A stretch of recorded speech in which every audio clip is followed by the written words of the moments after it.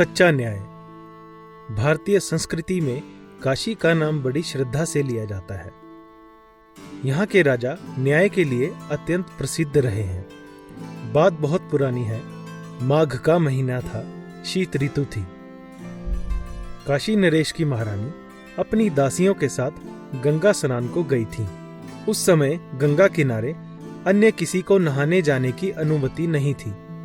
गंगा नदी के किनारे जो भी झोपड़ियां थी उनको राज्य के राज सेवकों ने खाली करा लिया था।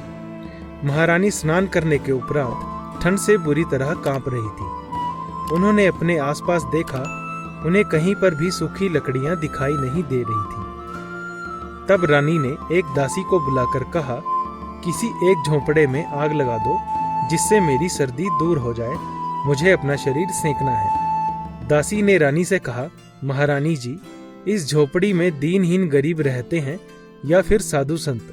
यदि ऐसे जाड़े में इसमें आग लगा दी जाएगी तो फिर ये गरीब लोग कहाँ जाएंगे। महारानी का नाम करुणा था, लेकिन संपन्नता में पत्नी होने के कारण उन्हें दीनहीन गरीब लोगों के कष्ट का कोई अनुभव नहीं था।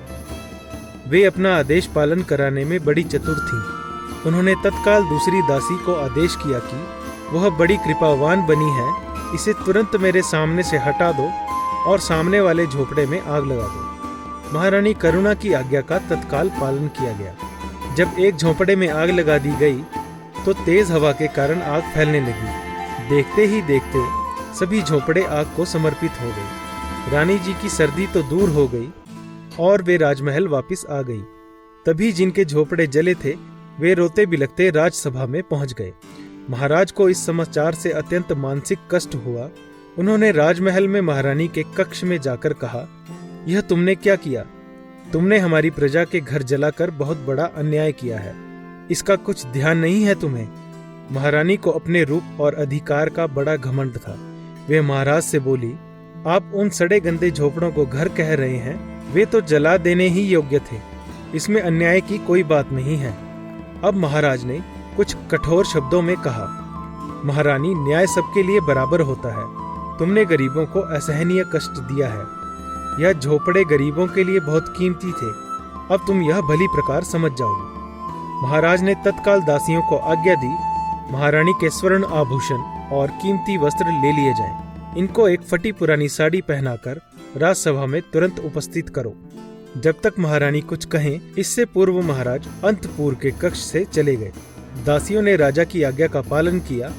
एक भिखारिन की तरह फटी साड़ी पहने जब महारानी राजसभा में उपस्थित हुई तो न्यायासन पर बैठे महाराज ने प्रजा को अपनी घोषणा सुनाई।